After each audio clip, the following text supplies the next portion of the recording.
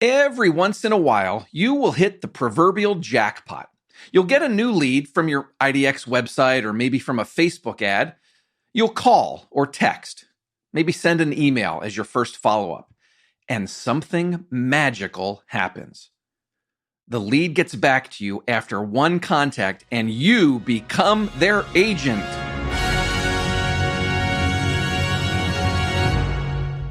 But most times, this is how it goes. New lead comes in, you call or text, maybe send an email. Ouch. All right, later that day, maybe the next day, you follow up again. Okay then. Well, undaunted, you give it another try. And on it goes until you give up. I saw a stat, I don't recall the source, but it said 44% of salespeople give up after one follow-up attempt. One attempt. Sure hope they weren't surveying real estate agents, right? I remember Tom Ferry shared a stat, I think it was on his blog a couple years ago, and the stat was something like 2/3 of real estate conversions happen after at least 8 follow-ups. So, good thing we're in the middle of a 2-part series on that exact topic. Isacc Guzman is back with me this week. He is walking us through the follow-up system that helped the Daniel Beer team in San Diego become HomeLight Elite agents, the top 1% of agents on our platform. The masterclass in follow-up continues right now. This is the walkthrough.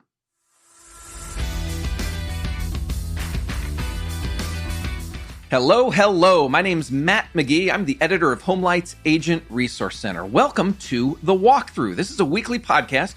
We have new episodes that come out every Monday to help you get your week off to a good start. This is the show where you'll learn what's working right now from the best real estate agents and industry experts in the country. At HomeLight, we believe in real estate agents. We're on a journey to find out how great agents grow their business, stand out from the crowd, and become irreplaceable. If you want to get involved in the show or just get in touch with me, you can find me in our Facebook listener community. Go to Facebook, search HomeLight Walkthrough, and that group will come right up. You'll find me in there. You can leave a voicemail or send me a text. The number is 415-322-3328. Or you can send an email. It's walkthrough@homelight.com. Following up with leads, the most successful agents and teams are great at it. And when I say great, I don't mean they convert all their leads or anything close to it. No one does that. What I mean is they have well-defined systems in place. They're persistent, hopefully in a not annoying way. And they're patient because most leads won't become clients right away. Isacc Guzman knows that all too well. He's the head of agent growth for the Daniel Beer team. They are HomeLight Elite agents based in San Diego. Isacc is in charge of everything that happens from the moment a lead comes in until there's a purchase or listing agreement signed. They average about 200 leads a week, and they did $336 million in volume last year. Last week, Isacc walked us through the 7-day, 25-touch system that they use with new leads, the ones that they haven't spoken with yet. He said the beer team is really big on sending video text to new leads as soon as possible. My crappy video will outperform your non-existent one all day long because you won't do one if the production standard has to be high. You're not going to do it. So I'm just going to do it. There's going to be kids in the background. There's going to be dogs barking. I'm going to have stuff in my teeth. My hair is going to be messed up. I'm going to stutter. And who cares? No one cares. So that's a taste of part 1 from last week. Be sure to go back and listen to that if you haven't heard that episode already. In part 2 today, Isacc is going to share the follow-up system for after they make contact with a new lead. You're going to hear about how they set up temperature buckets, hot, nurture, watch, etc. How they handle pipeline management. And maybe most importantly, the importance of accountability and making sure agents are staying true to the follow-up system. As I said last week, you might want to have a pen handy so you can take down some notes, jot down some ideas. When part 1 ended, Isacc and I had just finished talking about their 7-day, 25-touch blitz and the importance of speed to lead. So now let's continue with part 2. Talk about how you customize your buckets for buyers and sellers. I think you mentioned that if it's a buyer lead, you are automatically putting them on an auto notify system?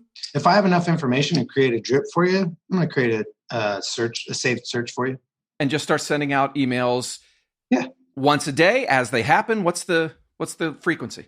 So our ISAs are trained really well on this. And I'll give you like some general guidelines. If it's a market where it's really hot and people are losing out on properties, and our agents don't know, our ISAs don't know all of that, right?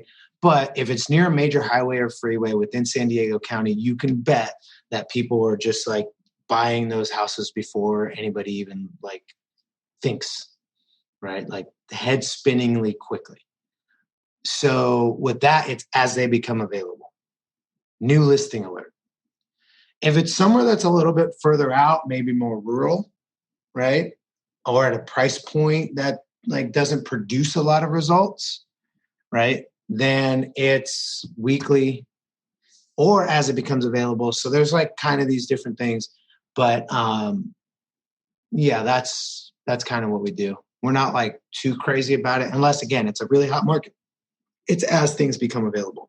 Which in the current market that we're in, that's, I would assume, what you're doing. Yeah. What about on the seller side? What do your sellers get once they're through that 7 to 10 day thing? You have contact with them, but they're not quite ready. What does the communication look like? So it's again that video update from Dan.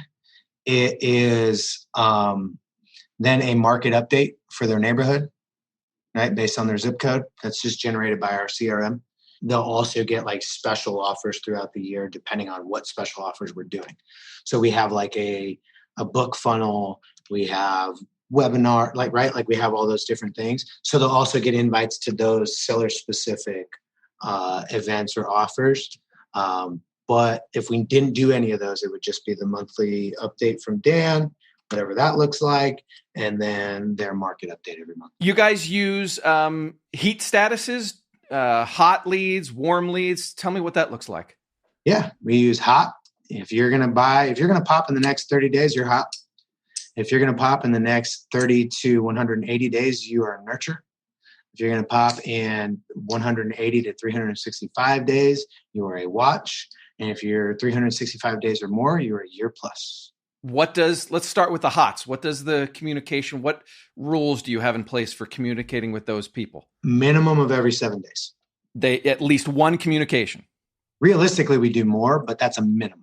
And that is up to the agent to decide what that communication is, when it happens, what it says. Yes, kind of. Okay, tell me more about that. So right now it is, we have a description of how it's supposed to work and we have some automated pieces to it. But yeah, at a minimum, it's a call every single week. And then they get an email for roughly the first 4 weeks that they're in that status. Because if they're really hot, they should only be in that status for 30 days, right? So whether they use us or somebody else, if that timeline's realistic, you can do it they should be in they should be in escrow in 30 days, right? Now, realistically in our market, unless you have a bag of cash, you're probably like from the moment you decide you're going to buy a house to the moment you actually open escrow is probably closer to like 4 months, even if you wanted to buy a house day one, just because of looking and all that stuff, right? And figuring out what the market and slamming your head against the wall a couple of times.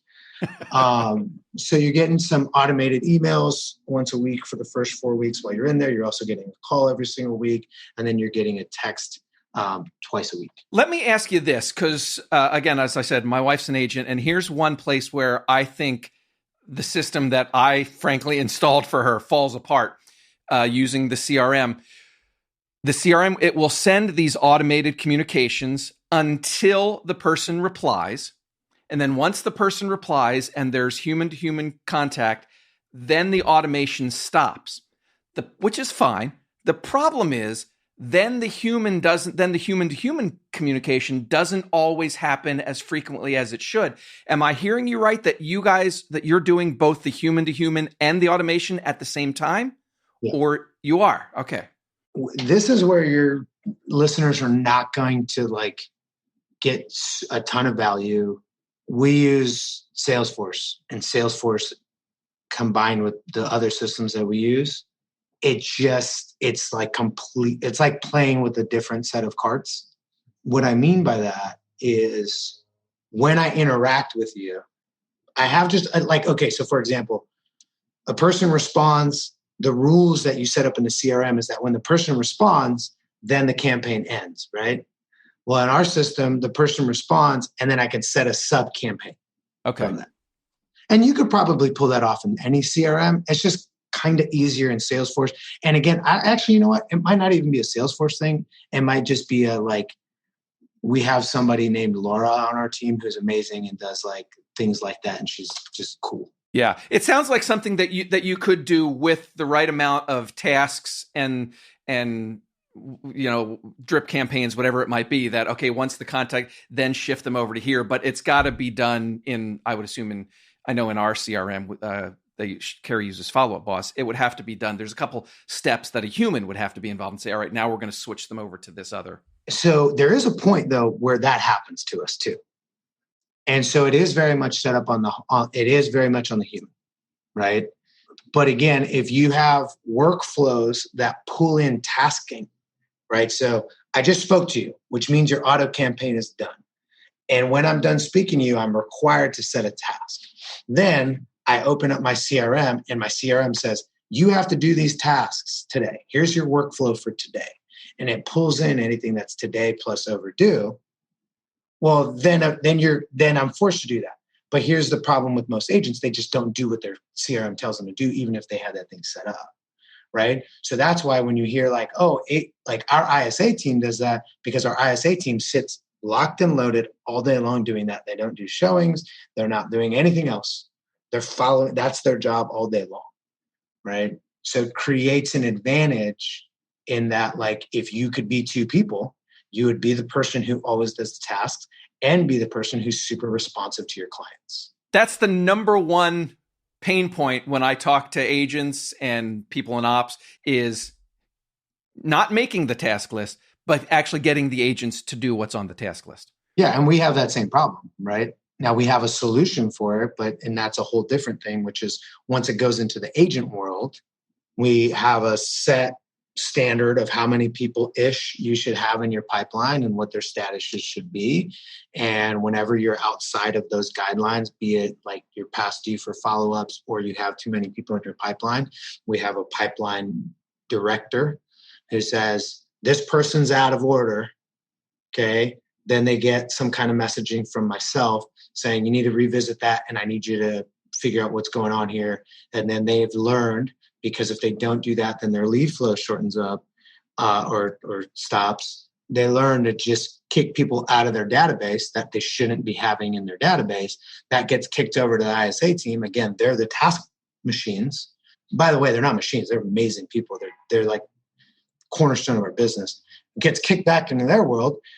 Once the person reconnects and wants to talk or meet again, or their timeline is more accurate, or more is closer, I guess, the horizon is closer, then they kick it back to the agent. I want to ask you more about the pipeline managing in just a minute, but let's finish, because we were talking about the hot, the nurture, the watch, the year plus. So let's finish that off and then get into pipeline management. So we talked about the contacts with the hot leads. What does contact with nurture, watch, year plus? That's just that you were saying, if I recall, that's just the occasional, the monthly videos. Is that what it is? So when they dump into that, what you're talking about, the monthly things, that is pond. Pond is only reserved for people we've never actually gotten a hold of. So contact, attempt, 7 days. Now it's going to be 10 days, right? After that, you're put in a pond. I've never spoken to you. And so you're going to get just monthly updates. Okay. Right. With the hope that you respond someday. If I've spoken to you, you're a completely different animal because I know you're a real person. And I've given you a heat. If you're hot, every 7 days. If you're nurture, every 14 days. If you're a watch, every 30 days. If you're a year plus, every 110 days. HomeLight gives top real estate agents a platform to showcase their skills and experience. And you can claim and set up your profile in less than 15 minutes. And unlike most referral platforms, we don't charge any upfront fees. We only ask for a 25% broker-to-broker fee once you close the deal. Our agent matching algorithm connects experienced agents with qualified referrals who are serious about buying or selling. Claim your profile today by visiting homelight.com/agents. We've gone really deep so far on the beer team's follow-up system. Let me do a quick little recap here, just to make sure we're still on the same page. Isaac explained that they use temperature buckets to classify all the leads that they've spoken to. Hot leads are people who are buying or selling within 30 days. Nurture is people who are buying or selling from 30 to 180 days out. Watch is for anyone planning to do something between 180 and 365 days. And then the last bucket, year plus, that's exactly what it sounds like. So they have 4 groups for classifying the people that they've spoken to. Isaac also shared exactly how they communicate with those groups. For example, with hot leads, the people who are ready right now, he said they get an automated email once a week, a call once a week, and then 2 texts per week. He also said those automated contacts happen at the same time as the person-to-person contacts. The people in the other buckets, nurture, watch, and year plus, they also get regular follow-up, but those contacts are much less frequent than the hot leads, which totally makes sense. So that's what the immediate follow-up looks like once they've made contact with a new lead. Let's get back to the conversation. I have just asked Isaac to share more about accountability in their follow-up system, how they manage the lead pipeline. If their pipeline is out of policy or their pipeline hits a certain amount of people. So those are the 2 triggers. So what I mean by out of policy is, Matt, if you have a person, and realistically, we look at it based on the size of their pipeline, right? So if you have 6 people, it's different than if you have 15 people. Okay. So here's what I mean. Matt, if you have a pipeline of 6 people, and that's why there's a person that does this, right? They use their discretion. Matt, you have a pipeline of 6 people, and one of them is hot, and there's been no contact attempts in the last 7 days. You're out of compliance. You're getting pulled over, right? Now, if you have a pipeline of 15 and you have one, I'm not going to sweat it. Right. Not the end of the world. You're just a human. I couldn't pull that off. I know that. Right? I'd have like 4. So, but if you had 4, then you're getting pulled over, right? Or if something's like really far out, like you have a hot lead and it's been 32 days, that's like, okay, what's going on here?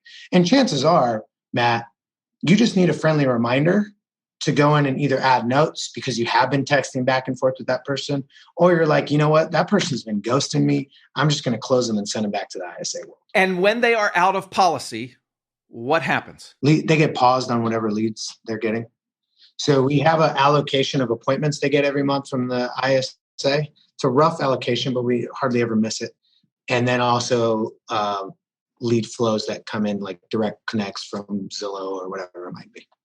Okay, so they get out of the lead flow, and then you have meetings to sort of help figure out what's going on and what can be done to get them back in policy, I assume. Yeah. Let me ask you about a quote. You and I were in a clubhouse room. This was a couple weeks ago, and I was taking notes because I loved what you were saying. And I'm going to read this back to you and ask you to expand on this for my listeners. Man, you're going to. Are you ready? Back to me, jeez. Are you ready? Prepare me for this in the pre-show interview. What's up? Hit me with it. You said once an agent. This gets to the being in policy and accountability. You said once an agent books an appointment, we are all over them. What happened? What was the result? What happens next? Tell me what that's like. So there's status and stage, okay, in our world. Status is their heat. Warm, hot, nurture, watch, year plus. That is indiscriminate of how you feel about the person, by the way. It's strictly timeline based. Okay? Because I don't want you to jade somebody or elevate somebody just because you may or may not have liked them. Okay? Like, hey, I feel really good about Matt. Yeah, he's 90 days out, but I feel really good about him. He's a hot lead. Like, no, he's not. Right. You could still feel really good about him. He's still a nurturer. Chill out. Stage is where are you at in the process, right? And as we all know, that's irrelevant of time frame, right? I could have an appointment set with you. I can have an appointment held, meaning I held the appointment. I can have a signed agreement with you. I could be showing you. I could be writing offers with you. And I can be pending, and we could have closed, right? And so in each of these stages, we have expectations. And not really once you get to showing. Once you get to showing, you're at the mercy of the market, right? Also, when you get to writing, you're kind of at the mercy of the market. But at that point, it's a coaching moment more than it is oversight moment. But an appointment set, and then we also have appointment reschedule. Sorry, because not everybody shows up. Sure. Some people have to reschedule. Once it goes from lead to appointment set, like within an hour after that appointment is supposed to be had, it pulls up in one of our lists. So that appointment was supposed to happen at 1:40 or at 12 today. It's now 1 today. I'm notified of it. Nothing's wrong, by the way. I don't need a note or anything like that, but I know about it, right? So the person who's looking at pipeline then goes and says, if there's not a note within 24 hours, I'm pulling you over. And I'm not pulling you over in a bad way on this one. I'm just simply chattering you inside the record and saying, what happened? Right. Can you please let me know? And if you don't respond within 48 hours to that, you run the risk of losing that opportunity, it being redirected to somebody else, or your lead flow turned off, or both. Same thing with appointment reschedule. Appointment reschedule shouldn't be an appointment reschedule for more than about 72 hours until I feel things happen. You went out of town, the dog got sick, you have to reschedule. But within 3 days, you should at least be able to reschedule an appointment.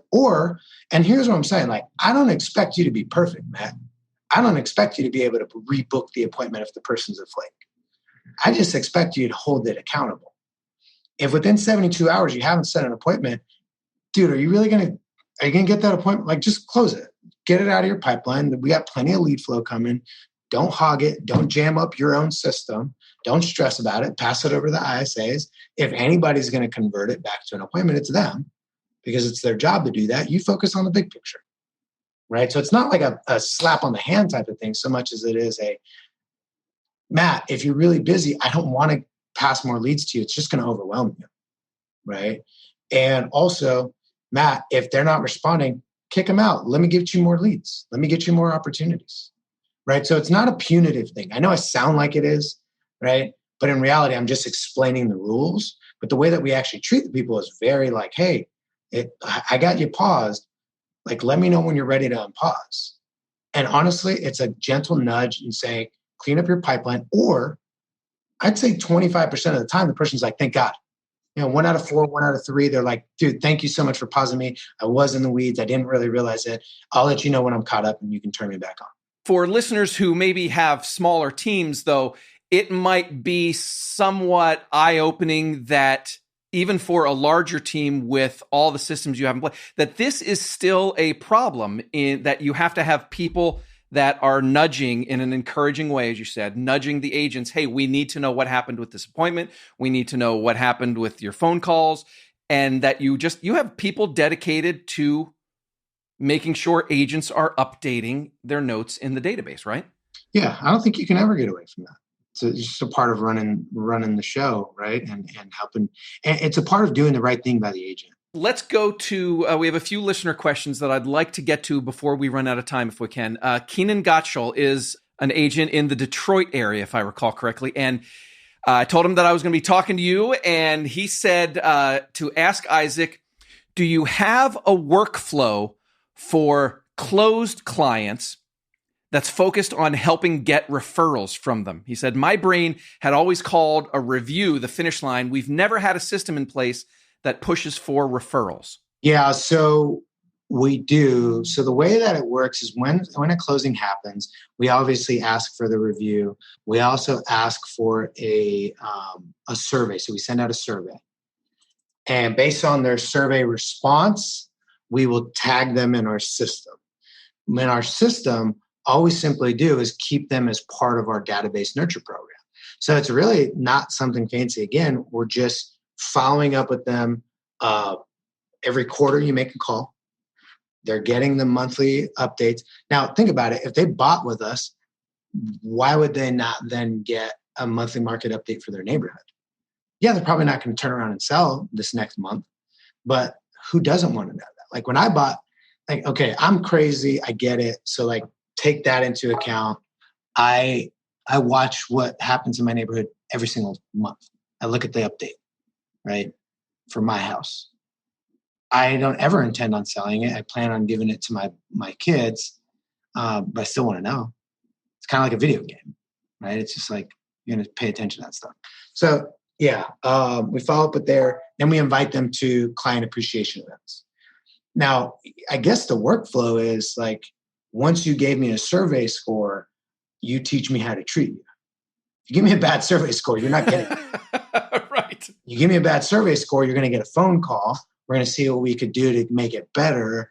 And then if we figure out like, okay, this is somebody that, something that was out of our control, something that we can make up, something that a phone call or a visit from Dan would help out, right? And get that back on track and get into that 9-10 zone, then we'll do that. But if they're just like, I don't like you guys, don't ever talk, blah, blah, blah, then you're not part of that workflow, right? And so I guess the word workflow is like very like, I don't know, ours isn't like as workflowy so much as it's like, yeah, you're put on a system where you get market updates for your home.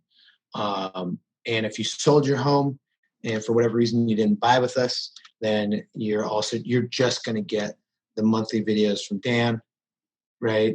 And then invites to our client appreciation events that happen quarterly. Then you're also going to get a phone call every single quarter from someone in our ISA department. Just checking in, saying hello, seeing how things are going. Checking in, saying hello. How are things going? Heard any rumors, right? We work by referral. All the same stuff. Like you go on Clubhouse, you'll find 75 people that'll tell you how amazing they are at doing that phone call. We do the exact same thing. I don't think we do it any better than anybody else. We just do it probably more consistently than anybody else. Which is the perfect segue to how I want to wrap this up. Because again, from our listener Facebook community, this is the question that I asked today. I said, what's the hardest thing about creating and executing a follow-up system? The most common replies, discipline and consistency. You want to talk about that? What people don't realize is that there is a lever in consistency. And the lever in consistency is accountability. The reason you're not consistent at something, or I'm not consistent at something, is because I chose not to have somebody help me stay accountable in that particular area. I refuse to lean into accountability for that particular type of item, or I have some really crappy, low-level, unthreatening level of accountability. That's all there is to it, right? Like, so here's a couple forms of accountability. Accountability partners, sure. A coach, better. Spending a lot of money on something that if it doesn't work, you feel like an idiot. It's a great accountability partner, right? And so a lot of reasons we don't spend money on things that we could spend money on is because we're like, I probably won't do it. And then if I don't do it, I'm going to feel stupid. That's actually the reason you should do it. So the number one lever in pulling any of this stuff off is consistency. But the number one lever inside of consistency is accountability. Consistency and accountability. Perfect way to end. Whether you have 36 agents on your team like Isaac does, whether you have a couple hundred agents, or if you're a solo agent, whatever it is, you have to be consistent with your follow-up. And you have to keep yourself or your team accountable. Great stuff, Isaac. Thank you so much. Let's do our takeaways segment. This is what stood out to me from today's conversation. Takeaway number 1, once they make contact with a new lead, the beer team uses temperature buckets to dictate their follow-up. Here's how it works. Hot leads are people who are buying or selling within 30 days. These people get at least 1 call, 1 email, and 2 texts every week. Nurture is people who are buying or selling in 30 to 180 days. They get at least 1 communication every 14 days. Watch is the third bucket. That's for anyone planning to do something between 180 and 365 days. They get at least 1 contact every 30 days. And then year plus, exactly what it sounds like. These people get at least 1 contact every 110 days. And Isaac made a really important point here. He said the buckets are strictly timeline based. No matter how much you like a lead, they're not hot if they're 3 months or 6 months out. Takeaway number 2, pipeline management is a really, really important part of the follow-up system. The beer team has standards for how many leads should be in an agent's pipeline and what their statuses should be. They don't want an agent to have too many hot leads or too few. So they really actively manage that to make sure agents aren't overloaded, make sure they're hitting all of those follow-up tasks and so forth. If an agent goes out of policy, as Isaac said, their lead flow stops and everyone works to get back on track. Takeaway number 3, to that point, accountability is the key to a successful follow-up system. You just heard Isaac at the very end. He said, consistency is the number 1 lever in making your follow-up work. And accountability is the number 1 lever to create consistency. One more little nugget. I won't count this as a takeaway or anything, but a light bulb went off over my head when Isaac said this. It was right at the start of today's conversation. He said, as long as they have enough info to make it work, they put all of their buyer leads on an auto-notify system. So maybe something to think about in your business if you're not already doing that. All right, questions or feedback about today's episode or part 1 last week? You can leave a voicemail or send me a text. It's 415-322-3328. You can send an email. It's walkthrough@homelight.com. Or find me in our Facebook listener community. Just go to Facebook, do a search for HomeLight Walkthrough, and the group should come right up. That's all for this week. Thanks so much to Isacc Guzman for joining me. Thank you for listening. Hey, if you get a minute, could you do me a little favor? Would you mind rating and reviewing the walkthrough on Apple Podcasts or wherever you listen? I would really, really appreciate that. And when you're there, be sure to hit that subscribe button so that you get all of our future shows automatically. My name is Matt McGee, and you've been listening to The Walkthrough. At HomeLight, we believe in real estate agents. We're on a journey to find out how great agents grow their business, stand out from the crowd, and become irreplaceable. Go out and safely sell some homes. I will talk to you again next week. Bye-bye.